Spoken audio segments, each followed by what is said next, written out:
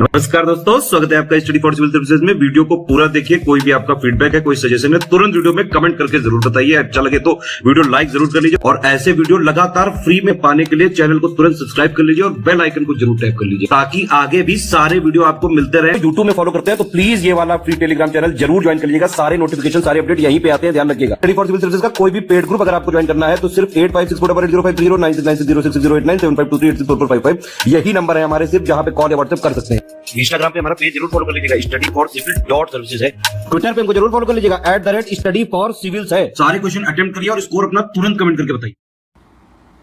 दोस्तों नमस्कार, study for civil services में आप सभी का स्वागत है। यूपीपीएससी प्रीलिम्स एग्जामिनेशन 2024 का जो हम पेड क्विज का सीरीज देख रहे हैं उसको कंटिन्यू करेंगे। नेक्स्ट वीडियो यहाँ पे हमारे कोर्सेज स्टार्ट हैं। रिसेंट में भी पेड ग्रुप्स हमारे स्टार्ट हुए हैं, आप उसमें एडमिशन ले सकते हैं। यहाँ डिस्क्रिप्शन बॉक्स खोल करके देखिएगा इस वीडियो का, उसमें कॉन्टैक्ट डिटेल्स दे रखी हैं और वहाँ से आप पूरी इन्फॉर्मेशन लेकर के हमारे कोर्सेज के साथ जुड़ सकते हैं और अपनी तैयारी को और बेहतर कर सकते हैं। ये वीडियो सीरीज काफ़ी हेल्पफुल है, प्लीज़ इसको भी फॉलो कीजिएगा, ठीक है। यहाँ पे फर्स्ट क्वेश्चन देखेंगे आज का क्या कहा जा रहा है। विच 5-year plan was based on John Sandy and सुखमय चक्रवर्ती मॉडल। तो जितने भी हमारे 5-year प्लान आते थे तो यहाँ पे देखेंगे उनको बेसिकली जो इकोनॉमिस्ट के द्वारा फ्रेम किया गया या कुछ हमारे जो फेमस इकोनॉमिस्ट के कुछ मॉडल्स थे, है ना, इकोनॉमिक रेफरेंस में उन्होंने दिया, उसके आधार पे उनको जाना जाता है। तो जैसे फर्स्ट 5-year प्लान को हेरोड डॉमर मॉडल कहते हैं, सेकेंड को महालनोबिस प्लान, ठीक, और थर्ड वाला जो है जॉन सैंडी और सुखमय चक्रवर्ती, ठीक। तो ध्यान रखेंगे विकल्प इसमें फर्स्ट जो है ये करेक्ट हो जाएगा। और जैसे ये ऑब्जेक्टिव्स भी कई बार पूछे जाते हैं एग्जाम्स में कि फर्स्ट 5-year प्लान का ऑब्जेक्टिव मुख्य रूप से क्या था, तो वो वहाँ पे था डेवलपमेंट ऑफ एग्रीकल्चर। सेकंड में जैसे रैपिड इंडस्ट्रियलाइजेशन पे फोकस किया गया। थर्ड में क्या हुआ कि सेल्फ रिलायंट बनना है और सेल्फ सस्टेन्ड इकोनॉमी का कॉन्सेप्ट आया, है ना। तो ऐसे जो है फिर जैसे फोर्थ में देखेंगे तो ग्रोथ विद स्टेबिलिटी का कॉन्सेप्ट देखते हैं। फिर पांचवें में मुख्य रूप से जो हमारा ऑब्जेक्टिव था वो पॉवर्टी इरेडिकेशन था, है ना। तो कुछ इस तरीके से चीज़ों को याद रखने की ज़रूरत है क्योंकि ये चीज़ें किसी न किसी तरीके से पूछी जाएंगी, तो वहाँ पे कंफ्यूज नहीं होना है आपको एग्जाम में, ठीक है। अब यहाँ पे दो लिस्टिंग है, मतलब दो पेयर है हमारे पास, कौन सा सुमेलित नहीं है। तो कुछ सिटीज़ हैं और फाउंडिंग जो ये रहे आपके रूलर, उनके नाम लिखे हुए हैं। तो तुगलकाबाद जो दिल्ली के सराउंडिंग में एक सिटी फाउंड की गई, है ना, तो इसका फाउंडर था आपका जो है गयासुद्दीन तुगलक, ठीक। इसको फाउंड करके इसने अपनी इसको जो है कैपिटल बनाया था। मोहम्मद बिन तुगलक गलत है, बाकी के विकल्प देखें ये सब ठीक है। फिर से देखें यहाँ पे पूछा गया है क्या सुमेलित है ना, बहुत ध्यान से देखा करिए क्या पूछा गया है, सही कि गलत। कुछ बुद्धिस्ट मोनेस्ट्रीज हैं, है ना, एक टूरिस्ट अट्रैक्शन के प्लेसेस भी हैं और बुद्धिस्ट जो हमारे ये होते हैं मॉन्क्स, है ना, तो ये सब यहाँ पे अपनी मतलब मीटिंग्स वगैरह करते हैं, ध्यान व्यान। तो जैसे नैको मोनेस्ट्री है, ये आपका उसमें है हिमाचल प्रदेश में, ठीक। स्पितुक जो है ये लद्दाख में है। इसमें घूम मोनेस्ट्री ठीक है वेस्ट बंगाल में, और धनकर मोनेस्ट्री जो है ये भी हिमाचल प्रदेश में है, ठीक। सभी को ध्यान रखना है। हाल ही में प्रकाशित पुस्तक गांधी, सियासत और सांप्रदायिकता, ये बुक का टाइटल है, इसको किसने लिखा है। तो एक पत्रकार थे और अब लेखक बन गए हैं पीयूष बाबेले, ठीक है, इनकी पुस्तक है। अब हमारे पास कुछ गवर्नमेंट के प्रोग्राम्स हैं और उसका लॉन्च का ईयर है। तो भारत निर्माण प्रोग्राम जो ऑप्शन डी में लिखा है 2006, ये वाला गलत हो जाएगा। बेसिकली इसको 2005 में स्टार्ट किया गया था।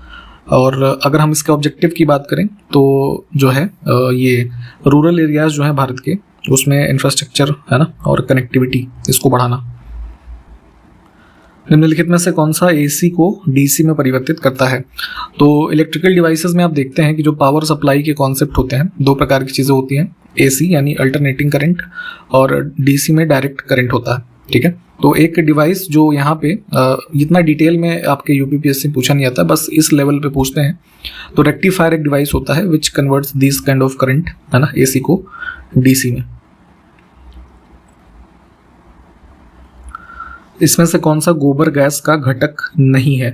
पहले क्या होता था, अब तो खैर कई सारी नई चीज़ें आ गई हैं, लेकिन पहले गोबर गैस को, है ना, खाना वाना बनाने में ग्रामीण एरियाज में काफ़ी यूज़ किया जाता था।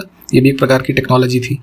इसमें होता क्या था कि एक टैंक बनाते थे, उसमें जो गाय वगैरह के, गाय भैंस के गोबर या कुछ और एग्रीकल्चरल वेस्ट होते थे उसको डाला जाता था, ठीक। अब उसमें क्या होता था कि एक मिथेनोजेनिक बैक्टीरिया होता था, उसके एक्शन से, है ना, in the absence of oxygen जो है ये चीज़ें ब्रेक डाउन होती थी और गैस प्रोड्यूस होती थी। तो उस गैस में मेनली क्या होता था, जिसको कि हम एज अ फ्यूल यूज़ करते थे, मीथेन CH4।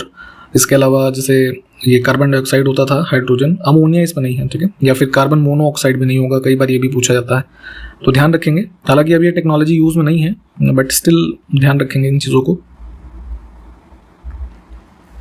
सती प्रथा का सर्वप्रथम अभिलेख प्रमाण कहाँ से मिला है? देखिए, सती प्रथा में क्या होता था, जैसे एंशिएंट टाइम्स में किसी व्यक्ति की मृत्यु हो गई तो उसकी जो पत्नी होती थी वो भी अपने आप को जो है मतलब एक तरीके से फायर के हवाले कर देती थी, है ना, वो भी फिर जीती नहीं थी। इस प्रकार की कुछ प्रथाएं होती थी।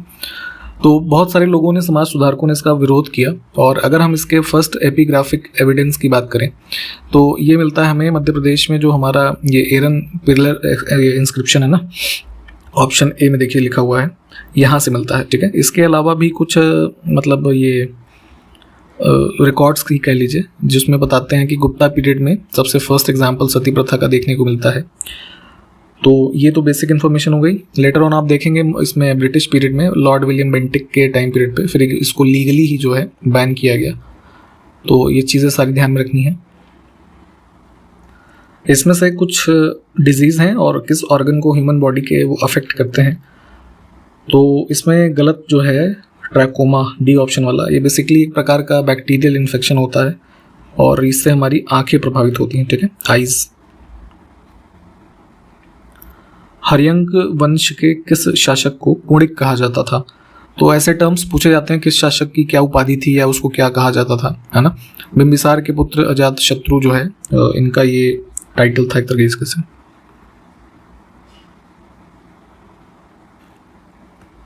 इसमें देखें कौन सी एक सदिश राशि है। वेक्टर क्वांटिटी की बात तो जैसे वेक्टर और स्केलर, है ना, दो प्रकार की चीज़ें आपको बताई गई हैं। वेक्टर में क्या होता है कि मैग्नीट्यूड और डायरेक्शन, ठीक है, दोनों चीज़ें होती हैं। तो अब इसमें से हम देखें विकल्पों में से, तो मोमेंटम यानी संवेग जो होता है उसमें दोनों चीज़ें मिलेंगी, तो ये हमारा ऑप्शन हो जाएगा करेक्ट। किस गुप्त शासक ने पुष्यमित्र तथा हूणों दोनों को हराया था? तो देखेंगे गुप्ता पीरियड के एम्परर हुए स्कंदगुप्त, ठीक है, भीतरी पिलर से जिनके बारे में इंफॉर्मेशन मिलती है। तो यहाँ पे ये पुष्यमित्र, शुंग और ये हूण इन्वेजन, इन सब को जो है काउंटर किया था इन्होंने। तो विकल्प हम सी को चुनेंगे। इसमें देखें कुछ पुस्तकों के नाम लिखे हैं और कौन सी वराह मिहिर की रचना नहीं है। तो वराह मिहिर जो देखेंगे एंशिएंट टाइम पीरियड में काफ़ी फेमस एक एस्ट्रोनॉमर, मैथमेटिशियन, है ना, इनके रूप में जाने जाते हैं, फिलोसफर, ठीक। तो बृहद संहिता, पंच सिद्धांतिका, दैवज्ञ वल्लभ जो डी ऑप्शन में लिखा है, ये तीनों इनकी रचनाएं हैं। यहाँ पे ब्रह्मस्फुट सिद्धांत एक पुस्तक है, ये भी बेसिकली उसकी मतलब मैथमेटिकल एस्ट्रोनॉमी पे बेस्ड है, लेकिन इसके राइटर का नाम जो है ब्रह्मगुप्त है, ये ध्यान रखेंगे। और ये अराउंड जो है ये सब पुस्तकें जो है 600 से 620 AD के आसपास की हैं।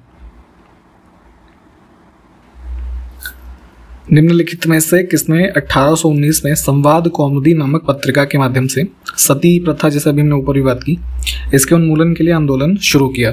तो ये जो है एक बंगाली वीकली न्यूज़पेपर था, है ना, और इससे कलकत्ता से प्रकाशित होता था। तो राजा राम मोहन रॉय जो है इन्होंने स्टार्ट किया था। नेक्स्ट है, इसमें से कौन है जिनको 1953 में राज्य पुनर्गठन आयोग के अध्यक्ष के रूप में नियुक्त किया गया था? तो आफ्टर इंडिपेंडेंस, चूंकि हमारे स्टेट्स जो अभी आज आप देखते हैं ऐसे नहीं थे, उस समय की स्थितियाँ अलग थी, ठीक।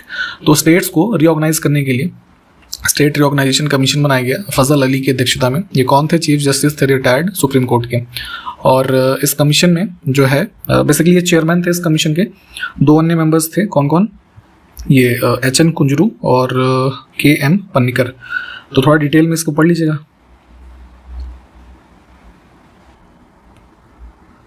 इसमें देखें कौन प्रार्थना समाज से संबंधित नहीं है। तो प्रार्थना समाज की स्थापना होती है इसमें आपका 1867 में, है ना, MG राणा डे के द्वारा। और इसके प्रोमिनेंट जो अन्य लीडर्स थे ये जैसे आत्माराम पांडुरंग, और यहाँ पे सी विकल्प में थोड़ा सा करेक्शन करेंगे, इनका नाम था RG भंडारकर, ठीक है। और जैसे एक और थे ये NG चंदावकर, ठीक है। के श्री धरालू नायडू जो है ये इससे संबंधित नहीं रहे। मगध के सम्राट बिंबिसार ने अपने राजवैद्य जीवक को किस राज्य के राजा की चिकित्सा के लिए भेजा था? तो महाजनपद की जो ये होते थे आपने एंशिएंट टाइम में देखे होंगे, तो अवंती के किंग थे, है ना, प्रद्योत, ठीक, इनको जॉइंडिस हो गया था, पीलिया, तो उन्हीं को जो है ट्रीटमेंट देने के लिए अपने इनके जो कोर्ट फिजिशियन थे जीवक, इनको इन्होंने भेजा था। इसमें देखिए किस क्षेत्र को भारत का चावल का कटोरा कहा जाता है? Rice bowl of India. तो कृष्णा और गोदावरी रिवर डेल्टा इनके बीच का जो क्षेत्र है, ठीक है, राइस प्रोडक्शन के लिए फेमस है, इसको यहाँ पे इस नाम से रेफर करते हैं। देखिए नकदी फसल में क्या सम्मिलित नहीं है, ये पूछा गया है इस प्रश्न में। तो कैश क्रॉप्स में बेसिकली कॉमर्शियल यूज़ के लिए जो है ना क्रॉप्स उगाई जाती हैं, कॉमर्शियली जिसको यूज़ करते हैं और उसमें प्रॉफिट बहुत होता है। वहीं बार्ले जो है, बार्ले इस प्रकृति में नहीं होता है, ये बस जो है आदमी अपने कह लीजिए खुद के कंजम्पशन के लिए उस लेवल तक ही इसकी जो है प्रोडक्शन करता है, तो इस वजह से ये ऑड हो जाएगा। राष्ट्रीय वन्यजीव बोर्ड का गठन किस अधिनियम के तहत किया गया था, ये बताना है। तो एनवायरमेंटल क्लियरेंस और जो ये वाइल्ड लाइफ से संबंधित कुछ अन्य मुद्दे हैं, इसके बारे में ये बॉडी कार्य करती है, स्टैट्यूटरी बॉडी है, और इसको जो वाइल्ड लाइफ प्रोटेक्शन एक्ट बना था 72 का, उसके जो है अंतर्गत यहाँ पे गठित किया गया था। अमेज़न के वन किस महाद्वीप में स्थित हैं? तो अमेज़न फॉरेस्ट आप देखते हैं कहाँ पे, ये जो मेजर रीजन है इनका बोलीविया, ब्राज़ील, कोलंबिया, ये सब तो साउथ अमेरिका हो जाएगा। उत्तर प्रदेश के तराई एवं भाबर क्षेत्रों में किस प्रकार के वन पाए जाते हैं? हिमालयन रेंजेस हैं, उसके बाद आप ये जो गंगा रिवर का कोर्स देखते हैं, ठीक है, तो क्या होता है, अब हिमालय के रेंज से इधर हम देखते हैं तो हमारे कुछ क्षेत्र की जो ये मृदाएं हैं उसको अलग अलग नाम, जैसे कि तराई, भाबर, है ना, खाद्री, ये सब रेफर किया जाता है। ज्योग्राफी में शायद आपने पढ़ा होगा। अब जैसे तराई रीजन की हम बात करें तो क्या होता है, इस एरिया में आपको मोस्टली जैसे सैंड और ये जो क्ले एक तरीके की सॉइल होती है ना, उनके एरियाज मिलेंगे, ठीक। तो अब वही पूछा गया कि ऐसे एरियाज जो हमारे हैं, है ना, उसमें किस प्रकार के वन पाए जाते हैं? तो ट्रॉपिकल मॉइस्ट डेसिडुअस फॉरेस्ट जो होते हैं, इस प्रकार की वेजिटेशन यहाँ मिलेगी। इनकी जो है क्या प्रकृति होती है, इन सब के बारे में थोड़ा डिटेल में और पढ़िएगा। अब है कि भारत में अर्ध सदाबहार वन, इसमें से जो स्थल लिखे हैं कहाँ पाए जाते हैं? तो देखेंगे बेसिकली क्या होता है इसमें, जैसे अर्ध सदाबहार वन में तो वेट एवरग्रीन प्रकार के जो ट्री होते हैं और मॉइस्ट डेसिडुअस, इनका एक तरीके से मिक्स पाया जाता है, ठीक। और प्रमुख एरियाज हमारे वेस्टर्न घाट, अंडमान निकोबार, ईस्टर्न हिमालय, यानी कि जो ये लोअर पार्ट ऑफ ये है ना नॉर्थ ईस्टर्न एरिया, थोड़ा सा बंगाल का भी रीजन, ये मुख्य रूप से एरियाज है जहाँ पे ऐसी ये हमारे मतलब वन पाए जाते हैं, ठीक। तो इसमें जो है सारे ही सही हो जाएंगे। इसमें देखें 641 AD में किसने चीन के राजा ताई सुंग के पास एक राजदूत भेजा था? तो बेसिकली जो है हर्षवर्धन और ताई सुंग जो है कंटेम्प्रेरी थे, और यहाँ पे इन्होंने जो है अपना एक राजदूत भेजा था, ठीक। तो विकल्प डी को चुनेंगे हम। इसमें देखें माइलेज बढ़ाने के लिए पेट्रोल में उपयोग किया जाने वाला सबसे अच्छा अपस्फोटन रोधी यौगिक, है ना, एक एंटी नॉक कंपाउंड यूज़ होता है पेट्रोल में to increase the mileage. Mileage से मतलब क्या होता है कि आपका जो गाड़ी का जो व्हीकल है, ठीक है, उसका जो फ्यूल का एफिशिएंसी है कि 1 लीटर पेट्रोल में कितने दूर आपकी गाड़ी जाएगी, वो इंक्रीज हो। तो यहाँ पे जो है tetra ethyl lead option D में जो लिखा हुआ है, इसको यूज़ करते हैं as a anti knock compound. इसको पेट्रोल में मिलाया जाता है, और बेसिकली होता क्या है कि इसको मिलाने से जैसे आपके जो व्हीकल का इंजन है उसका कंप्रेशन रेट बढ़ जाता है, ठीक है। तो वो जो है कंप्रेशन रेट बढ़ने के कारण सब्सटैंशियली जो आपके व्हीकल की परफॉर्मेंस है फ्यूल की, वो बढ़ जाती है। तो वही यहाँ पे पूछा गया था, तो इस कंपाउंड का नाम ध्यान रखना है। अगला है यूरेनियम विखंडन की सतत प्रक्रिया को जारी रखने के लिए किस कण की जरूरत होती है? तो जैसे एग्जांपल के तौर पर न्यूक्लियर फिजन का एग्जांपल लें, ठीक है, उसमें क्या होता है, जैसे न्यूक्लियर रिएक्टर के अंतर्गत कंट्रोल्ड न्यूक्लियर फिजन की रिएक्शन होती है, जिसमें एक जैसे हैवी न्यूक्लियस होता है, स्प्लिट होता है, वो 2 इक्वल मास के है ना, और मतलब ये दूसरे मतलब इक्वल मास के दूसरे न्यूक्लियाई में, ठीक। तो कुछ इस प्रकार से ये चेन रिएक्शन होती है जिसके माध्यम से फिजन की ये घटना होती है। तो वही पूछा गया है कि इस जो ये कंट्रोल्ड चेन रिएक्शन है, इसको कंटिन्यू रखने में क्या आवश्यक होता है, ठीक। तो ये होता है आपका न्यूट्रॉन। थोड़ा इस प्रोसेस को किस तरीके से कार्य करता है केमिस्ट्री वाले उसमें से थोड़ा पढ़िएगा, ठीक। ऑप्शन ए करेक्ट हो जाएगा। और न्यूट्रॉन के बारे में आप जैसे बेसिक इन्फॉर्मेशन जानते होंगे कि जेम्स चैडविक के द्वारा डिस्कवर किया गया था, ठीक है, और इसका जो चार्ज होता है वो 0 होता है। इसमें देखिए कौन सी गोदावरी की सहायक नदी नहीं है। ट्रिब्यूटरीज पूछी जाती हैं अक्सर। गोदावरी की ट्रिब्यूटरीज देखेंगे तो जैसे पूर्णा, वर्धा, प्राणहिता, पेन गंगा, है ना, वेन गंगा, इसके अलावा जैसे मंजीरा, ठीक है, सॉरी मंजरा, है ना, ये सब होती हैं। और जैसे भीमा है तो भीमा इसकी है ना कृष्णा रिवर की। उत्तर प्रदेश राष्ट्रीय विधि विश्वविद्यालय का नामकरण किसके नाम पर किया गया? तो इसका जो है ये कंस्ट्रक्शन जो है यहाँ पे स्टार्ट हुआ था, कहाँ पे? प्रयागराज, उत्तर प्रदेश में, ठीक है। और 2021 में चीफ मिनिस्टर योगी आदित्यनाथ ने अनाउंस किया था कि इस यूनिवर्सिटी का नाम जो है डॉक्टर राजेंद्र प्रसाद जी के नाम पे किया जाएगा, ठीक। उत्तर प्रदेश का पहला गिद्ध संरक्षण केंद्र कहाँ पर स्थापित किया गया है? तो जो वल्चर्स होते हैं, क्रिटिकली इंडेंजर्ड कह लीजिए, उनके कंजर्वेशन के लिए एक सेंटर डेवलप किया गया है महाराजगंज में। ये जिला कहाँ पे है? नेपाल से सटे हुए जो हमारे जिले हैं, ठीक है, उनमें सटा हुआ एक ये भी है, तो ऑप्शन बी को चुनेंगे। इसमें से कौन सा पक्षी अभ्यारण्य उनके राज्य के साथ सुमेलित नहीं है? तो यहाँ पे ये रंगनाथिट्टू जो है ना, ये कावेरी नदी के अलोंग है और कर्नाटका स्टेट में है, इसलिए गलत हो जाएगा ये। इसमें देखें सीएजी के कर्तव्यों और शक्ति को किस अनुच्छेद के अंतर्गत दिया गया है? तो controller and auditor general of India.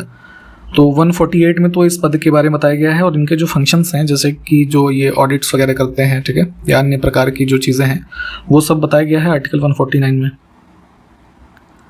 Magadh साम्राज्य में कलिंग का विलय सर्वप्रथम किसने किया था? तो कलिंग रीजन जो ये था, उड़ीसा वाला ये रीजन जो आप जानते हैं, तो इसमें मगध साम्राज्य में विलय करने वाले शासक का नाम क्या था? ये महापद्मनंद। निम्नलिखित में से कौन सी समिति केंद्र राज्य संबंधों से संबंधित है? तो सेंट्रल स्टेट रिलेशंस के बारे में रिव्यू करना और जो है कुछ स्टेट्स को ऑटोनॉमी ग्रांट करने से संबंधित ऑब्जेक्टिव के साथ राजमन्नार कमेटी जो है 69 में गठित की गई थी और इसके अध्यक्ष थे पीवी राजमन्नार, तो इसलिए नाम पड़ा है, तो ध्यान रखेंगे। इसमें से कौन सा जल डमरू मध्य मैक्सिको और कैरेबियन सागर को मिलाता है? तो gulf of Mexico, central American region में देखेंगे कैरेबियन सी को स्ट्रेट जो जोड़ता है, ये कौन सा है हमारा? युकाटन, ऑप्शन सी को चुनेंगे। जैसे ये यहाँ पे जो अन्य नाम लिखे हुए हैं, टॉरेस स्ट्रेट की बात करें तो ये जो है ये अराफुरा सी एक है और गल्फ ऑफ पापुआ इनको जोड़ता है। और जैसे सुंडा स्ट्रेट जावा सी और इंडियन ओशन को। कुक स्ट्रेट किसको जोड़ता है जरा कमेंट करिए, ये सब बताया गया पहले भी। इसमें देखिए कौन सा मंडल पूरी तरह से वैदिक भगवान सोम को समर्पित है?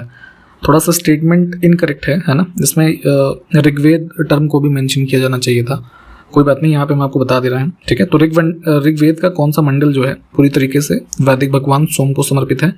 तो ये जो है 9th मंडल में देखेंगे, यहाँ पे लगभग 116 के आसपास जो है, इस 16 या 14 के आसपास, एक बार कंफर्म कीजिएगा, जो हाइम्स लिखे हुए हैं, और ये सब डेडिकेटेड हैं सोम को, ठीक। इसमें से किन देशों के समूह को स्कैंडिनेविया कहा जाता है? कुल मिला के ये बात पूछी गई है। तो यूरोप में देखेंगे नॉर्दर्न रीजन जो है, एक नॉर्दर्न यूरोप में सब रीजन है, ठीक है, स्कैंडिनेविया जिसको कहा जाता है। इसमें 3 देश हैं, डेनमार्क, स्वीडन और नॉर्वे, ठीक है, जिनके मध्य हिस्टोरिकल, कल्चरल, है ना, लिंग्विस्टिक कुछ ऐसे स्ट्रॉन्ग रिलेशंस हैं। तो यहाँ पे कॉमनली इन तीनों देशों को स्कैंडिनेवियन नेशन या कंट्रीज के रूप में रेफर किया जाता है। निम्नलिखित में से कौन सा तत्व जर्मन सिल्वर में उपस्थित नहीं होता है? जर्मन सिल्वर क्या होता है? कॉपर का एक जो है एलॉय है ना, मतलब कॉपर एलॉय है किसका? निकल और जिंक का, ठीक, इसको ध्यान रखेंगे। अब इसके कॉम्पोजिशन की बात करें जर्मन सिल्वर की, ठीक, तो इसमें लगभग जो है 60% ये कॉपर, 20% निकल और वही लगभग 20% के आसपास जिंक, ठीक। और इसमें क्वेश्चन एक बार ये भी पूछा गया था कि जैसे अब यहाँ पे तो एल्युमिनियम नहीं होगा, जर्मन सिल्वर, चूंकि इस टर्म में सिल्वर लगा हुआ है तो सिल्वर भी नहीं होता इसमें ना, इसको भी ध्यान रखेंगे। नेक्स्ट है द ऑडासिटी ऑफ होप नामक पुस्तक के लेखक कौन है? तो यूएस के पूर्व प्रेसिडेंट रहे थे बराक ओबामा, इनकी पुस्तक है। किस महाद्वीप में एटलस पर्वत स्थित है? नॉर्दर्न अफ्रीकन रीजन में देखेंगे, यहाँ पे इसकी लोकेशन है, विकल्प बी। अगला है आर्कियोप्टेरिक्स, एक टर्म है किन वर्गों के प्राणियों के बीच की योजक कड़ी है, यानी कि किन दो जो हमारे क्लास ऑफ ऑर्गेनिज्म हैं इनको लिंक करने वाला टर्म है। तो बेसिकली जैसे आपने ये देखे होंगे डायनासोर्स वगैरह, ठीक है, उनके स्ट्रक्चर एक बार ना देखे हो तो सर्च करके देखिएगा। तो वैसे जो कुछ पहले जीव होते थे अब लगभग एक्सटिंक्ट हो चुके हैं, इनको यहाँ पे आर्कियोप्टेरिक्स टर्म से रेफर किया जाता है, जो कि रेप्टाइल और बर्ड दोनों के फीचर्स को, है ना, एक तरीके से धारित किए हुए होते थे। ठीक, अब जैसे उसमें होता क्या था कि जैसे विंग्स हो गया, ठीक है, पैरों का स्ट्रक्चर हो गया, ठीक है, और जैसे कुछ बीक वाले स्ट्रक्चर होते थे, ठीक है, तो ये बर्ड्स के जैसे इन जानवरों में होते थे। और वहीं जैसे ये पूंछ हो गई है ना, टेल, और ये कुछ बॉडी पे ऐसे स्ट्रक्चर्स एनिमल की तरीके, है ना, रेप्टाइल जैसे जो जीव होते हैं, तो इनका एक संयोजन टाइप का ये होता था। तो उसी के लिए यहाँ पे ये टर्म को यूज़ किया जाता है। तो थोड़ा इसके बारे में और डिटेल में देखिएगा सर्च वगैरह करके। निम्नलिखित में से किस फसल में एजोला एनाबिना इसको जैव उर्वरक का के रूप में उपयोग किया जाता है? ठीक है, तो राइस की फील्ड जो होती है ना, धान का जैसे भी सीजन चल रहा है, तो उसमें इसको यूज किया जाता है। नेक्स्ट है बनी थनी, इस तरीके की एक चित्र शैली होती थी, तो इसमें से किससे संबंधित थी? तो बेसिकली यहाँ मारवाड़ स्कूल ऑफ जो किशनगढ़ है, इस स्टाइल की एक मिनिएचर पेंटिंग है जिसको कि किसने बनाया, ये निहाल चंद ने। इनका नाम ध्यान रखेंगे, विकल्प बी। वह स्थान जहाँ पर भागीरथी और अलकनंदा नदियाँ मिल करके गंगा को बनाती हैं। तो जितने भी उत्तराखंड में आप ये देखते हैं ना, हमारे जो प्रयाग स्थल हैं, ठीक है, जहाँ पे नदियाँ मिलती हैं एक दूसरे से, तो सबसे लास्ट वाला देवप्रयाग है, ठीक है, यहाँ पे ये दोनों रिवर मिल करके फिर आगे ये जो हमारी स्ट्रीम जा रही है ये गंगा के नाम से जानी जाती है। आनुवंशिकता के जनक के रूप में विख्यात वैज्ञानिक कौन है? तो इवोल्यूशन, है ना, और जीन्स, हेरिडिटरी, ऐसे जो हमारे टर्म्स हैं, ठीक, इन सब के संबंध में जो हम ये जानते हैं टर्म जेनेटिक्स, ठीक है, तो इसको सबसे पहले बताने वाले जो हमारे साइंटिस्ट हुए कौन? Gregor John Mendel. Geographical factor in Indian history, ये पुस्तक है, किसने लिखा था इसको ये बताना है। तो आफ्टर इंडिपेंडेंस के.एम. पन्नीकर का नाम आपने सुना होगा, ठीक है, और ये इंडिया की तरफ से फ्रांस वगैरह के एम्बेसडर रहे इजिप्ट में, है ना, एक मतलब डिप्लोमेट थे कह लीजिए, और फेमस राइटर भी रहे थे। तो हिस्ट्री से संबंधित एक पुस्तक है। तो के.एम. पन्नीकर, यहाँ पे थोड़ा सा करेक्शन करेंगे, एस लिखा हुआ है, ठीक है, के.एम. होगा। सबसे पुराना राजवंश इन सब में से कौन सा है? तो इनमें देखेंगे तो सबसे पुरानी मौर्यन डायनेस्टी हो जाएगी, है ना, चंद्रगुप्त मौर्य के द्वारा फाउंड की गई। किसके शासनकाल में मुगल चित्रकला अपने उच्चतम स्तर पर पहुंची? पेंटिंग्स की अगर बात करें तो जैसे हुमायूं के टाइम पीरियड से आप देखते हैं पेंटिंग्स मुगल डायनेस्टी में स्टार्ट होती हैं, है ना, और जहांगीर के शासनकाल में आते आते ये सब एकदम टॉप पे थी। और जैसे फेमस पेंटर्स जो जहांगीर के कोर्ट में थे, अबुल हसन, है ना, मंसूर, बिशनदास, और जैसे ये इनायत करके था एक, है ना, ये सब थे, इनके नाम भी ध्यान रखिएगा। तो विकल्प हम जो है सी को चुनेंगे। और इसी के साथ इस वीडियो को भी समाप्त करेंगे। जो क्वेश्चंस मैंने पूछे होंगे प्लीज़ उसको कमेंट कीजिए, हम इसको आगे कंटिन्यू करते हैं। तब तक के लिए नमस्कार, जय हिंद।